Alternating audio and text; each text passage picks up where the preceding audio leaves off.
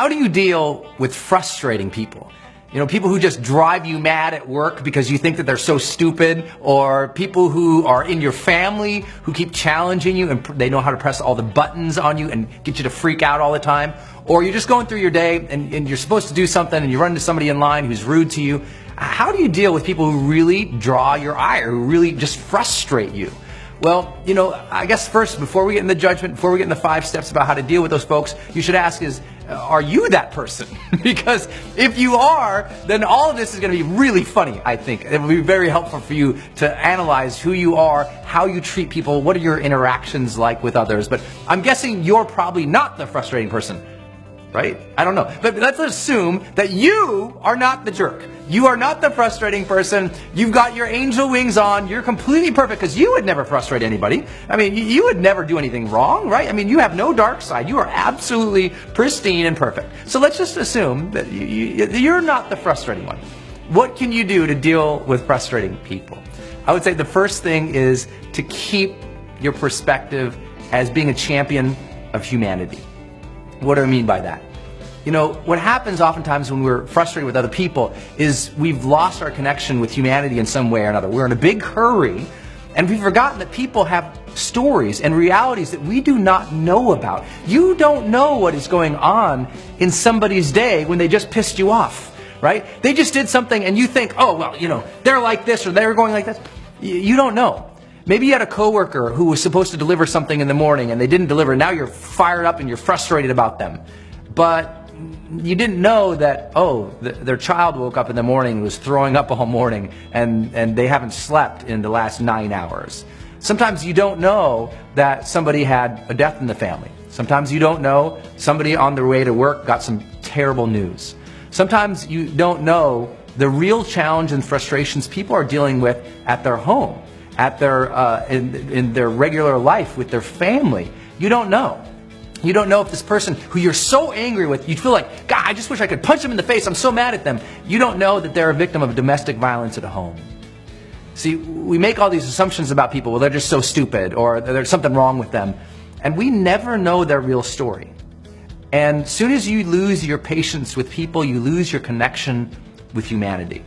You lose that understanding that, you know what, stuff happens in people's lives. And maybe right now they've had a lot of chaos and your life is going along smooth, or maybe you're having a lot of chaos and all of a sudden your chaos and your smoothness or whatever, it interacts. And it feels like it's going to explode in this great amount of frustration.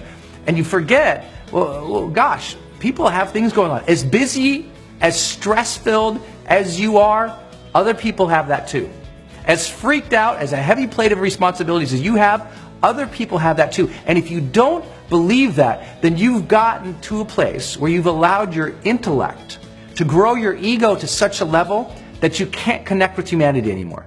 And I know that sounds flippant to say, but what happens for so many people is they're especially folks who are quote-unquote intellectuals, right? People who feel like they're very evolved, enlightened, supremely conscious. What ends up happening for them is sometimes they have lost that real connection with humanity because they think they're so special versus other people. And here's ultimately the challenge with folks who do have an ego like that, or who do feel so much more supremely special than other people, that other people, they just don't understand how much they're frustrating me. They become very caged in their life. It's like watching an animal that is caged, that gets resigned because it's been wild and free at some point, and now it's resigned in the back of the cage, curled up, angry and frustrated, pointing at people. They don't understand me. They don't understand me. They don't understand me. And the folks who often say, other people don't understand me, are the same people who rarely ever raise their hand and ask for help. They're the folks who easily get frustrated, annoyed, or resign from other people. And now, when they need help, or when they want to progress their life, because they've drawn away from people who they believe to be stupid, because they've drawn away from others who they believe other people can't understand them, because they believe other people can't understand them, they don't ask for help. They don't collaborate. They don't socialize. They don't create the very influence, relationships, and networks that is necessary for them to grow to the next level in their life and in their business. So you have to think about that for a moment. Have you gotten so disconnected from other people that you're often frustrated with them because you forgot that you don't understand their story? You don't know what they're going through. Just like you're frustrated and you're saying, well, they don't know what I'm going through. Everybody else feels that way. Once you understand that the reality of humanity is it's a bunch of human beings walking around with a sign at the top of their head that says, please understand me, please be patient with me, please help, then you stop getting so frustrated with people. And you realize that we're all struggling. We're all doing the best that we can. We all have big dreams and goals and desires. And being connected to humanity is learning to be patient with people again. I would say that the second thing to take into consideration if you're constantly frustrated with people is clarity. Do people really know what you desire, what you think, what you want, what you're doing, what you dream of? Because most folks who you're frustrated with, they often don't know you. And whose fault is that? Is it their fault? Are they just supposed to know everything going on in your life? See, what happens is we forget that a lot of folks who we are frustrated with, they don't have clarity about what they're supposed to be doing or what we specifically need, want, desire from them, how, when, and where, right? We totally forget that we're frustrated, but they don't know. Right? Your wife might not know how to please you. Your husband might not know what you need. Your friends might not know what you deeply desire in your own heart because maybe you haven't really communicated yet. Maybe you mentioned it one time. Maybe you left a hint one time. Maybe you sat them down 1, 2, 3, 4 times and told them. But people, to have real clarity, need to have real conversations, real structure to those conversations, to be helped and sort of their hands held to help them know what they need to do for you. And a lot of people don't do this well.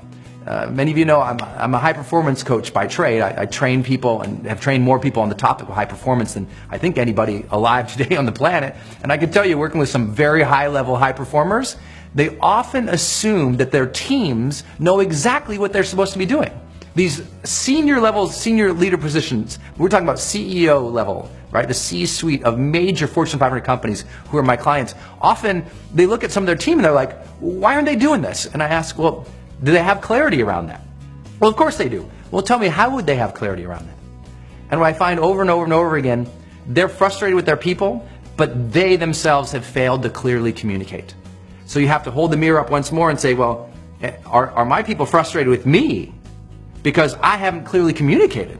I'm frustrated with them, but maybe they don't really know what they need to do, and maybe I haven't been as clear as I need to be. I think the third thing that we have to consider is that maybe folks, even if they do have clarity, and we're frustrated with them all the time because we're like, they should know this, or I told them this, but they don't do something that we need them to do, we have to take into consideration that people often lack either competence or confidence. And this is not a value judgment to other people. I lack those things too in lots of areas of my life, as do you. See, a lot of people, they don't know how to do something. So we're frustrated with them and we just kind of beat them and like, just do this, but they don't know how. They don't know where to begin. They're overwhelmed. They don't have a plan. They don't have the knowledge, the skills, the abilities, the competencies, and the capabilities to actually be able to support what you want, to give you what you desire, what you've told them you need. So sometimes we have to take back and put that hat on in humanity again and say, they might not know how to do this. I might need to coach them through this and help them through this. And yeah, is that frustrating? Can be. Or maybe you can change your perspective about your role in life. You know, because I think that part of being frustrated with people on a continual basis, if it's the reality for you, is also losing that part of that we used to talk about in the early days of personal development, and they used to talk about in the old literary classics. We don't hear the phrase or the word very often anymore, but do you remember that old thing called character development? Character. Part of having character, part of one of the supreme virtues of having character is having patience with people. And there's a part of character that also says, you know what? I need not only have patience with people, I need to help people. Part of real character is turning yourself from someone who's frustrated with people all the time into more of a servant, into someone who can help people all the time. As soon as you start desiring to want to help people, to help them through their pains and their struggles, to help them understand something, to inspire them to do better things. Once that becomes the lens that you're looking through the world, now you're not frustrated with everyone. Now everyone's not an idiot. Now everyone's not, bad or some other value judgment. Instead now you're like, oh, okay, it seems like they're frustrated and they're challenged with this too, or they don't know how to do this, or they don't have the competency or capability. Let me help them. And it brings a supreme amount of patience that you'll have in your life and perspective about the reality of other people. I can tell you, it's supremely rare, and I know you use that word a lot, supremely rare for me to get frustrated with people. I don't honk at people in traffic. I don't scream at my staff members. I don't holler at my family members. I don't belittle my employees, my teams, the people that I serve, my partners, or my audiences, because I know, you know what? We're all on a rough path here. Life is not easy. And once you realize that and you can accept that life isn't easy, then you start to gain more human heart, and then you start to understand that there's no reason for you to be upset with people because everyone's doing their best. And I would say that the fifth thing that you can consider if you're always frustrated with people is to accept a higher level of consciousness in your life that says very simply this: it's not your job to control everybody. It's not your job to control every situation. That this idea that we can control everything, that's where we get frustrated. We're frustrated because we're lacking control. A level of consciousness says, you know what, this is a pretty big universe. There's probably a lot of random stuff that's going to happen that's crazy that we cannot anticipate.